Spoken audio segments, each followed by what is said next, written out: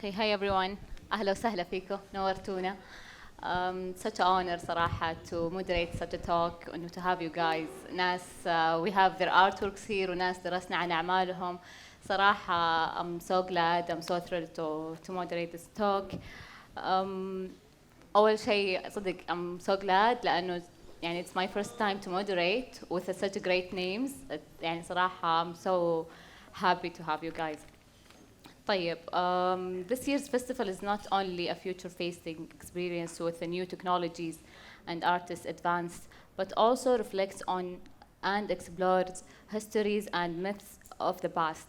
This panel speaks to some of the artists who delves into these realms.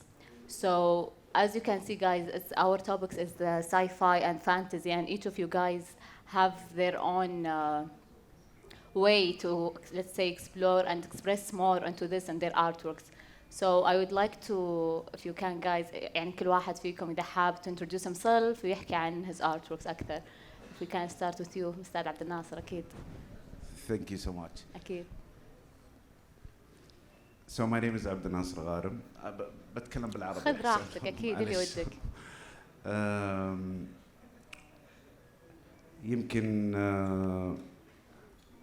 نور الرياض، أنا صراحة عندي مقدمة بسيطة عن مفهوم نور الرياض وش يعني لي أنا كأرتست ومن الزاوية اللي أنا قاعد أشوف فيها. فأعتقد الحين إحنا نعيش في يعني أقدر أسميها يعني جراند ناريتيف أو سردية كبرى. والسردية الكبرى هذه مبنية على عنصر التنوير. ولما ترجع للتاريخ تقرأ التنوير الفرنسي وتقرأ مثلا التنوير الألماني اللي كان يعتمد على ترميم الوعي. إحنا عندنا تنوير من نوع خاص. يمكن رؤية 2030 كانت المظلة اللي تغطي هالنوع من التنوير. وليش هو مختلف التنوير هذا حقنا؟ يعني مختلف لأنه يعتمد، أو أقدر أقول إنه بوصفه إنه يوصف أو يعقلن العالم اليومي للمجتمع. يعني صرنا احنا يعني حقيقة في الأول كنا عبارة عن قبيلة روحية. الآن لا، صارت العقل تدخل حتى في عالمنا اليومي. ويمكن ما يميز اللايتمنت أو التنوير عندنا هنا في السعودية إنه العلوم والتكنولوجيا أخذت على عاتقها عنصر التنوير في رؤيتنا الجديدة. وهذا الشيء مهم. وتلاحظها في حياتك اليومية، تلاحظها حتى في المشاريع الحكومية. تغيرت النظرة، صارت الاهتمام بالبيئة، إعطاء الحقوق، المساواة في الفرص. يعني أنا كنت في لندن في ميتينج فكانوا يتكلموا عن فقط قيادة المرأة، وهي أبعد من كذا، هي أبعد من إنه قيادة المرأة. يعني يعني قانون كان يتغذى على العادات والتقاليد. الآن لا، اللي يحكم القانون هو حقوق كل فرد والتأكد من مساواة الفرص للجنسين وإعطائهم فرصهم. فكان النقاش يعني إنه كنت أحاول يعني أطلع من القشور وندخل في التفاصيل. فيمكن هذا بس تعليق بسيط على نور الرياض وكيف ربطته، أو أنا من أي جهة تناولته كفنان. Thank you أستاذ عبد الناصر. عبد المحسن حكينا عنك please. Okay. Hello, my name is Abdul Mahsan Al-Benali. I'm a multidisciplinary artist. I focus on the idea of world building, which means I take inspiration from the concepts of how to create immersive spaces where the visitor can come and engage. And each visitor coming can experience the space in a different way, by meaning of presenting works that maybe not everyone in the beginning can notice. So, for example, I look at the concept, I'm very interested in the concept of the garden, because something that's maybe seen as quite benign is actually rooted in expressing our histories and cultures. And it's a way of taking nature and kind of domesticating it and shaping it in our own image. So when you see this in every society, for my current research, I also look at the idea of folklore and storytelling, because that is embedded, the idea of oral traditions and passing down stories from generation to generation, from house to house. And in every house and in every generation, it mutates, it transmutates, it changes, it adapts to the needs and fears and desires. So for me, I have that, I feel I'm part of that lineage of storytellers. And as a sculptor, my background, I look at how I can celebrate that tradition, but at the same time reflect my own personal narrative onto it. And coming to this project in Noor Riyadh, it is part of this series of folklore and storytelling that I'm currently investigating and looking at. Thank you, Abdel Mahsen. Mdawi. Hi. Oh, I thought this would be off for a second. My name is Mdawi Guez. I'm a visual artist. I take inspiration from Saudi culture and Khaliji culture in general, nostalgia, pop culture. I draw inspiration from the people around me, my surroundings in general. And I focus on evoking emotion through my pieces. For Noor Riyadh, I created the piece Thuraya, which is an installation in Wadi Mar. You should check it out. It's based on star navigation, which I think is really cool, and it's something that we've lost a bit, but it was prolific, a generation ago, which I think is really cool. And it just, honestly, I use star navigation because it's such a powerful way to show the dramatic change that Saudi has gone through. And yeah, I'm gonna make it brief and just, Thank you مضاوي. سعد. أهلين. أول شيء شكراً. I also feel very lucky to be on this panel. It's such a great topic to talk about in terms of the idea of the metaphor of light and how do we unpack it in the conversation of science fiction. And اسمي مشاعل سعي. I'm an artist from Bahrain. My work primarily focuses on, again, folklore and thinking about the research of the land and how we can retell stories. I think it's okay. Yes. And how we can retell stories of the land through oral narratives and also to embed poetry throughout the works in a way that I'm thinking about materiality and thinking about its conversation between materiality and the work. I think we'll continue to talk about this a little bit later, but the work is a three-part narrative of glass, audio, and video. So I do dip my toes in all of these different materials to kind of capture the essence of these folklores that I've grown up with from Bahrain and that have really resonated in my practice. Thank you. I saw your, to be honest, all your artworks, they were all amazing. وكل واحد in their place and ويحكي قصة. You can't tell the story behind when the first time you see it. Thank you guys. أستاذ عبد الناصر, حكينا أكثر please على your latest artwork. يمكن هو معرض كان آخر نشاط لي هو معرض كان في نيويورك بعنوان التفكير المضياف, وكان يتحدث عن الضيافة كمفهوم, و it was based on Kant. كانت هو أول واحد أسس المصطلح الuniversal hospitality which is amazing. وكان يتحدث كانت عن إنه قبول الأجنبي وعدم معاملته كعدو, وإنه هذا مو عمل خيري, هذا بالعكس هذا مطلب لأي أجنبي. فمن خلال نظرية كانت أنا حاولت أضيف عليها إنه مش بس تقبل بوجود هذا الشخص وعدم معاملته كعدو, المفروض إنه أيضا تقبل تفكيره ومعتقداته وهالسيفي يعني هويته أنها تقبل, وإنه يكون مشارك في الأفكار وفي الحديث فيمكن هو كان أنت تعرف المنطقة اللي راح تعرض فيها أنت بتتكلم مع مجتمع أول ومجتمع مسؤول, فكنت أتحدث عن عنف الاقتصاد اللي قاعد يصير وكيف في العالم, وكيف إنه صدر أنواع كثيرة من اللاجئين, وكنت أتحدث عن إنه ما عندهم حل إلا في مفهوم الضيافة, واللي هو أصلاً عندنا كعرب عندنا مفهوم أيضاً خاص فينا. وكنت أقول إنه نسفت نظرية المركزية الأوروبية إنه حاولوا على مدى عقود إنهم يخلقوا نموذج إكراهي كوني للخير المشترك. وما نجحت الفكرة هذه لأنه لابد من التداخل الآخرين والأفكار والأشياء هذه. وللأسف يعني بعد هذا كله يعني ظهر عندنا نوع جديد من اللاجئين اللي هو اللاجئ المناخي، اللي بسبب الحروب وعنف الاقتصاد اللي قاعد يصير في العالم ظهر عندنا نوع جديد من اللاجئين اللي هو اللاجئ المناخي، اللي هو ظهر يمكن من بداية عصر الأنثروبوسين اللي عليه اختلاف.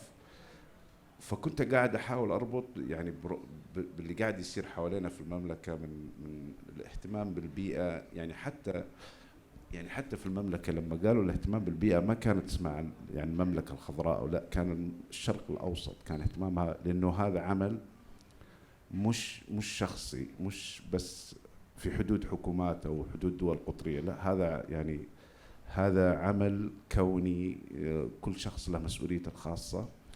ويمكن هذه الفكرة اللي يعني جوهرها أني كنت بحاول أقدم إحنا كبلد كيف ممكن ندخل لنادي الإنسانية بالترابط بالشيء المشترك، ومثلا عمل بيئي أو مفهوم لاجئ أو هذا كل أحد يعني مسؤول عنه وتعتبر مسؤوليته الشخصية.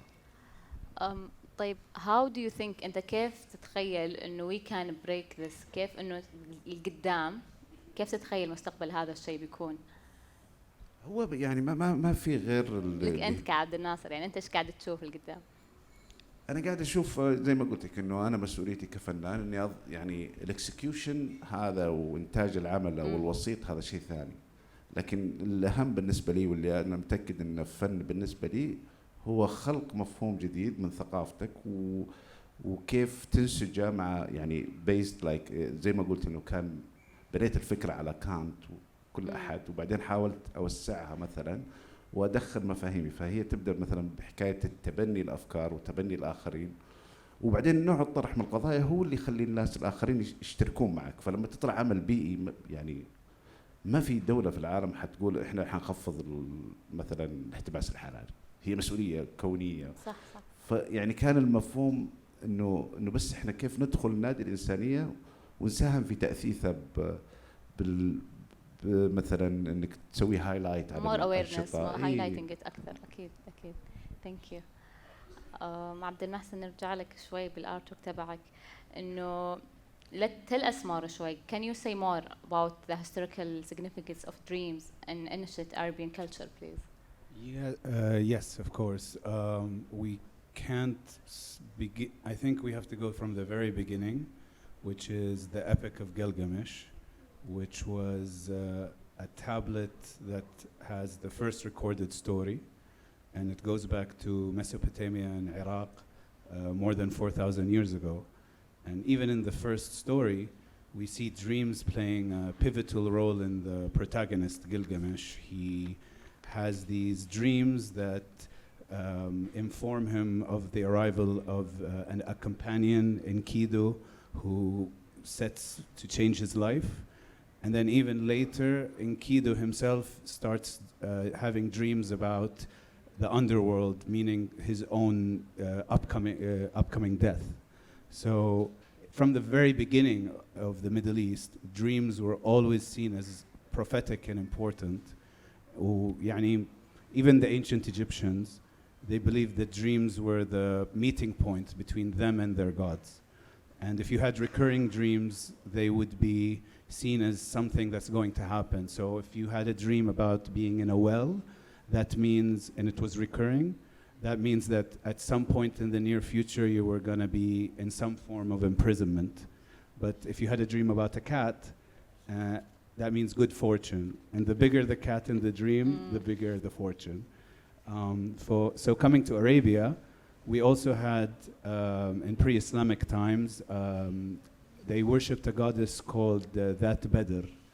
And it was basically the lady of the oasis.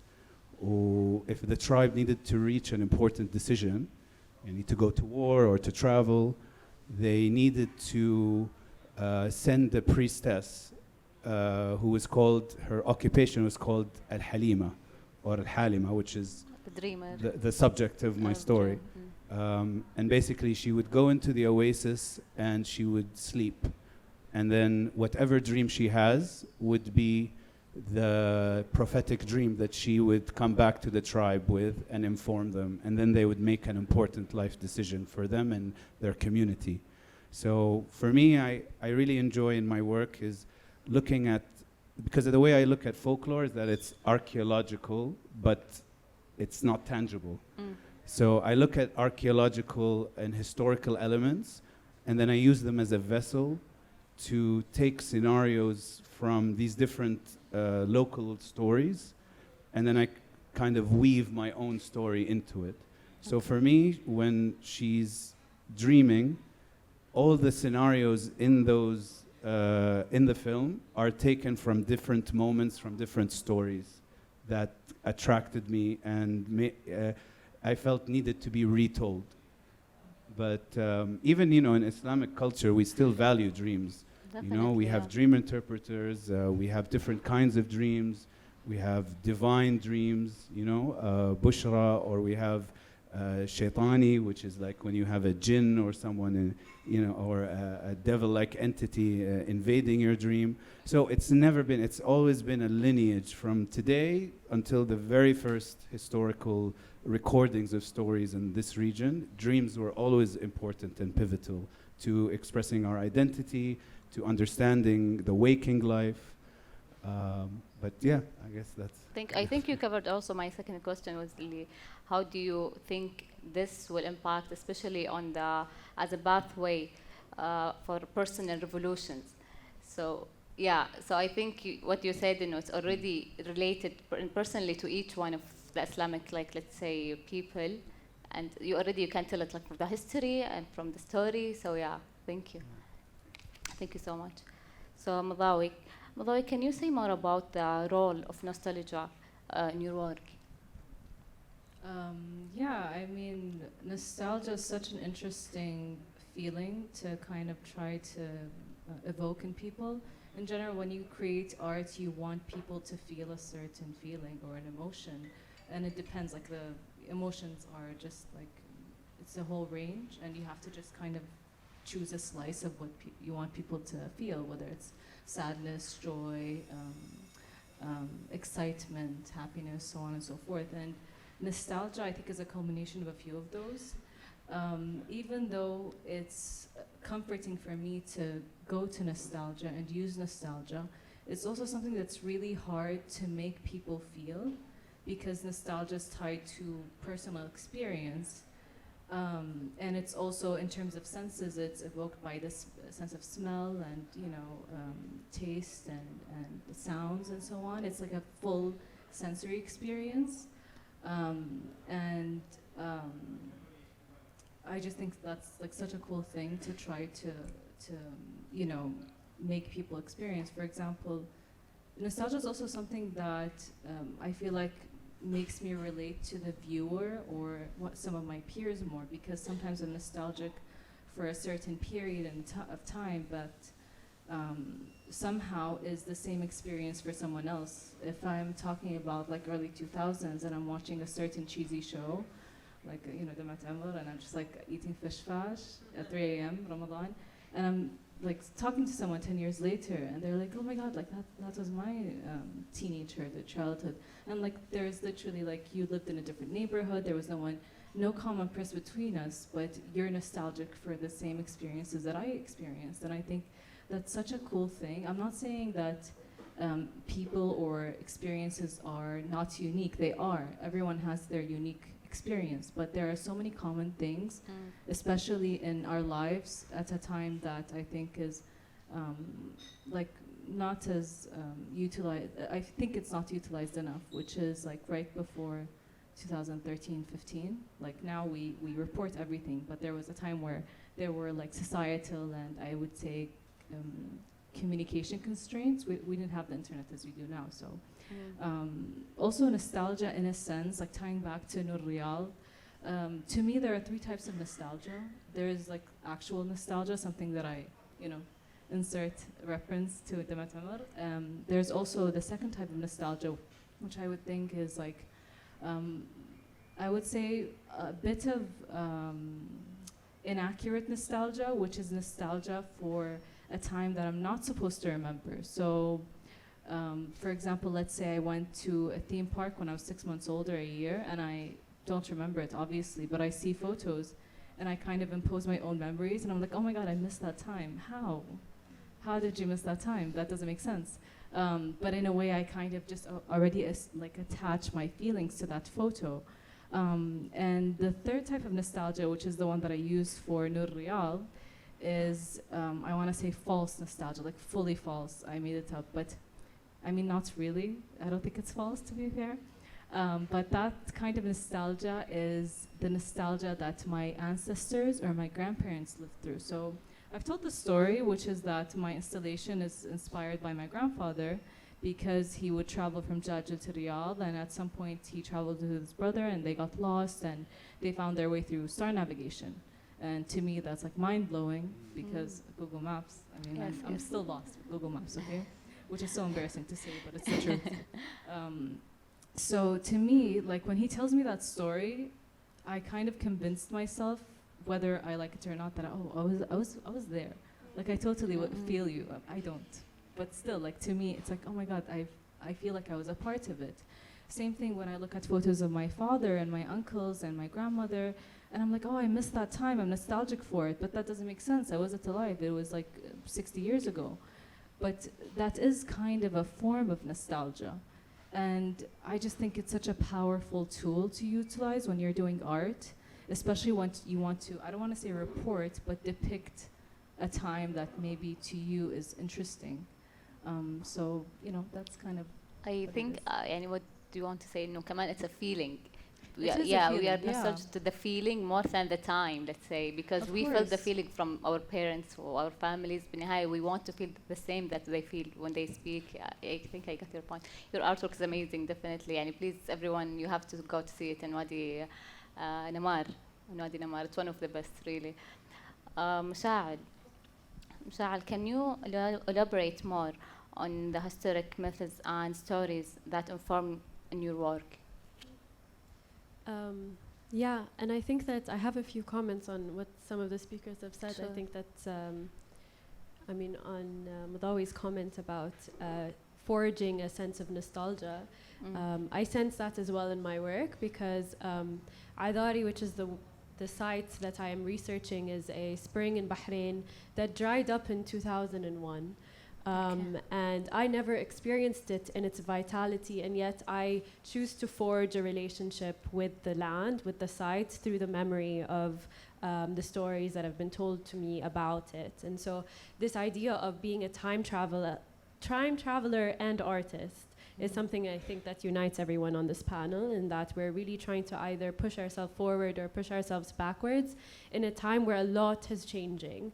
And I think that we see our built environment changing. And so there's kind of like this need almost to make sense of the past, make sense of these stories. And what's, I think, I can't remember who mentioned this, but that folklores are beautiful because they carry the weight of these historical moments, and they exist on the fringes of history. So they really capture some really important sentiments about how people feel, and the hierarchies of kind of social life, in a way that couldn't necessarily perhaps be told in a more indoctrinated historical record. And so I really see them as these actual archaeological moments and of time that are really capturing an essence of truth. I think I may have gone a little bit far away from your question. You're adding to Mudawi's talk. لا بالعكس, thank you. So yeah, the question was in your artwork, the historic methods and stories that inform your work. How do you compel us to see our collective futures differently? I think that, we are playing a little bit of a limbo with history. Like, we look backwards, we look forward, and so we're occupying multiple spaces at once. And I think that in experiencing the artwork, that was something that I was doing as a researcher as well.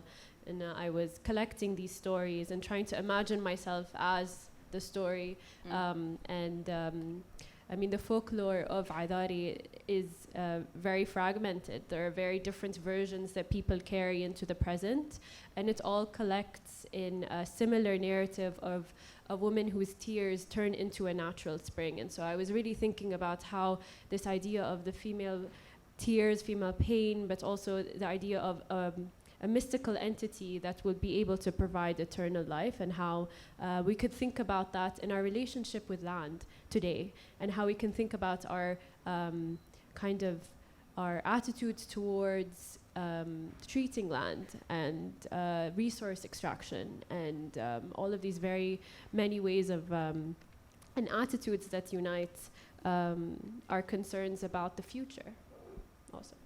Thank you so much, Mushal. I think it's the time for the Q&A. If anyone have any questions to our amazing artist, please. If you أستاذ عبد الناصر، أحس عندك لسه شيء بتحكيه، please. بالعكس كنت أتمنى إني واحد من الجمهور واستمتع. عورتني أنا رقبتي وأنا قاعد أبغى فريلي، يعني إني أنا مبسوط وسعيد في هالجيل وهالشباب، ويعني عندهم يعني رؤية جديدة وفعلا يعني مواضيع ومناطق مرة يعني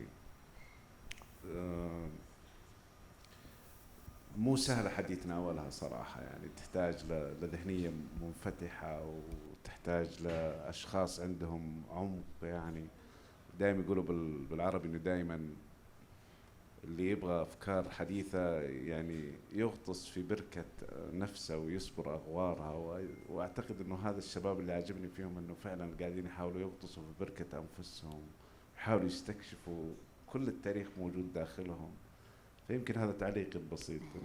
كنت أتمنى إني واحد من الجمهور بس عشان. Thank you so much. Please, ممكن المايك موجود. Sorry. مرحبا، سؤالي إلى الفنان عبد الناصر، هل تغير الثيم تبعك أوكي من قبل الإعلان أو من قبل هذا التغيير في السعودية أو قبل الإعلان عن الرؤية إلى حد الحين؟ يعني الأول كانت أفكارك مختلفة وقاعدين نشوف، فهل تغير الثيم تبعك من هذا الوقت، من ذاك الوقت يعني ما قبل نقول وقت الصحوة إلى الحين؟ إيه طبعا، يعني هو يعني الإنسان الفنان دائما يسمونه مرآة المجتمع عادة، فهو يكون دائما مرآة المجتمع، فهو دائما يعكس الحدث اليومي. يعني أنا عالمي كله هو في الرشاقة الحدث اليومي والمناورة. يعني اليوم بالنسبة لي هو عالم كامل، فلازم إنه أطلع منه بأفكار وأشياء أنا يعني متواصل، يعني غيرت فيني وتواصلت معي. فيمكن زي ما قلت لك إنه يعني الرؤية يعني مثلا ضخت فينا وغرزت فينا الاهتمام بالبيئة. يعني حتى أنا كان عندي هالنوع من الاهتمام. يمكن واحد من الأعمال الأولى اللي أنا كنت أتكلم عنها فلورا وفونا. يعني أنا قعدت مغلف نفسي بكيس 6 أيام في وسط الشارع، بس ما كان عندي يعني ما كان في حافز اللي هو يعني جماعي. لكن بعد ما جت الرؤية وصار الاهتمام بالبيئة، يعني أغلب المشاريع لازم تكون يعني مطابقة للستاندر لها علاقة بالبيئة والطاقة البديلة فصار طبعا يعني عندي متنفس الحين. وأيضا هذه شوفي النقطة الثانية اللي صارت، إنه جابت يعني ذهنيات جديدة لها علاقة بهالمشاريع وساينتست واركتكتشر يهتموا بهالمواضيع، أكيد راح يغير فيني. أنا عندي سؤال. أستاذ عبد الناصر، أتفهم يمكن وصلتنا طاقتك أو وصلتك طاقتنا إنه إحنا قد إيش محظوظين بتواجدكم اليوم. كلامكم كان جدا مثمر. أبغى أتكلم عن دور الفنان. دور الفنان أوقات يكون أتوقع throughout the entire topic we've been discussing this إنه يخرج نفسه شوي من المجتمع و يستخدم نفسه كآلة كأنه satellite. يمكن this is what connects our talk today. We are on the outskirts of the universe. بنطالع في المجتمع من برا كأننا ما احنا جزء منه. هذا الشيء مو سهل على مشاعرنا كبشر. أوقات جدا صعب إنك أنت تحس إنك أنت ما أنت جزء من المجتمع، وأعتقد ممكن هذا يكون أو هذه تكون صفة فينا كفنانين، كيف تتعاملوا مع هذا الشعور؟ لأنه ما هو سهل أبداً. I think the question is for most of you. Yes. أنا متحمسة أسمع. Mdawi, if you want to start, yes. This is so interesting because I was talking about this to a friend. Yes. And I know I say Khariji culture and like social norms, but it's true. Sometimes let's say I go to a wedding and I look at the stuff that we do and I'm just like, how is this normal? Like, cause like you're looking at it from a third person perspective, you're removing yourself from the situation. You're like, this is so interesting. And sometimes I fall into the trap of using things that are too personal for me. And then one of the sketches that I created for the talk was too personal, and you know, a person involved in the sketch, like as a muse, was like, no, I don't think you can use it. And I totally get it, because I think I removed myself too much from the situation. It's really hard to bring yourself back, and it's really hard to kind of look at it and be like, ethically or even socially, is it acceptable to use that kind of material? How do you deal with it? I think just reflect, look at it again, and see the ethics of it, or how it would translate to people. Yeah. Thank you. I hope that's answered the question. I'm going to tag. Hello. I'm going to tag on to what you were saying, and I think that you become almost like a anthropologist. You're just kind of taking stock of why things are the way they are. But I think that's why art becomes so interesting, is because we approach it with curiosity, and a curiosity that can take you somewhere really dark and maybe very difficult, and facing things perhaps that not many have questioned. And I think that that's the moment when you realize that, wow, this is something that I need to dedicate some time to. So that's been my approach, but also I see that in the sense of like, how do you participate as an artist and participate as a person? And I think that I don't have an answer. It feels like a split sometimes, and sometimes it feels like it's in unison. I'm gonna go the opposite route and say, especially going into folklore and trying to understand the local mythologies, I felt more of the community, because through these stories, talking to people, reading about them, collecting the narratives that I needed to use for my work, I feel I understand the psyche more. And you actually begin to see things in your culture you don't know. Like, for example, in Western mythology, you know, grim fairy tales, for example, it's always, let's say, the female character always needs to be rescued by a male character. But in most, if not really all these stories I've read by Saudi women and by Saudi storytellers, the woman is always the one who rescues herself and then goes ahead and rescues her family. And I think that makes me very proud that this is indigenous female empowerment that maybe stereotypically people are not aware of. And that's something where, okay, I need, you know, part of my responsibility is to emphasize that in my work. So, which is also back to why I chose a female character in the film. And hopefully in the future, you know, looking at things like this, you understand how the society is actually very aware and conscious of its environment, and working collectively to help the society, like to help translate how we truly feel. And yeah, I think, yeah, it's making me understand things much more clearer. Definitely, thank you. يعني I'm gonna steal مشاعل term هذا الارتست انه تايم ترافل.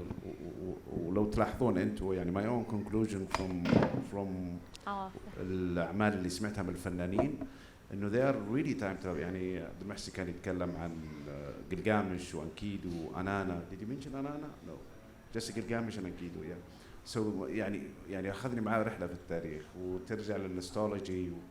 يعني تذكرت كلام هذا لما تتكلم عن النستولوجي والحنين، ولما تتذكر مثلا هل هو حنين ولا ألم الحنين الى الماضي. كونديرا فسرها بشكل كويس. شاعر نفس الشيء. فانا قصدي انه الارتست تايم ترافلر، بس مو بس في الباست.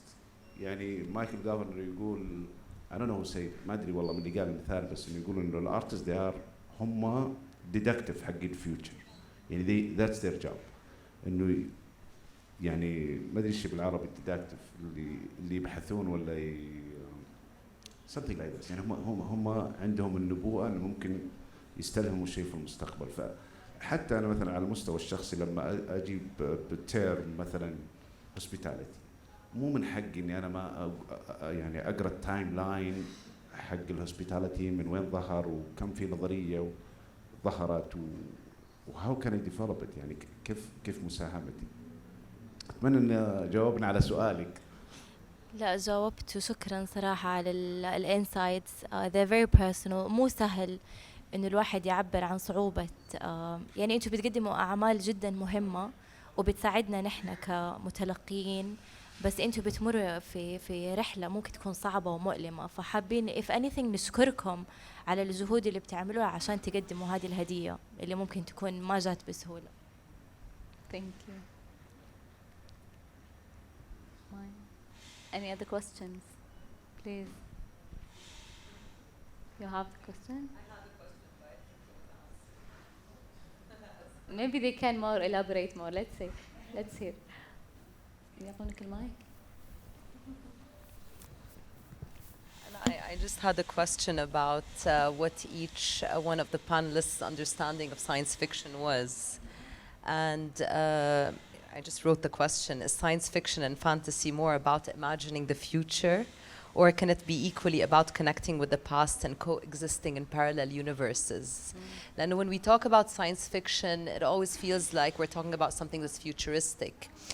But for me personally, I always feel like the present moment and the past especially is as much science fiction. And it is actually what fuels our abilities to be able to exist in the present, but also imagine the future. So I just wanted to ask what everyone's understanding of science fiction actually is in relation to their existence and their creative process, I would say. Thank you. Thank you. So I would say that they are all mythologies of the past and the future. And I think we have to remember that today they're a form of entertainment, but in the past, before the educational structure, the educational system, schools, that was the main way you communicate lessons about life, about how to survive. It was a crucial tool for the community to learn. So both these we learn from the stories of the past, but also science fiction plays a role in teaching us about where are we going. Should we go that way? Is that the right direction? How do we, is there a better option? So that's, I think, how they both meet, basically, in giving warnings and telling us how to, which direction we should go. Thank you. Any other?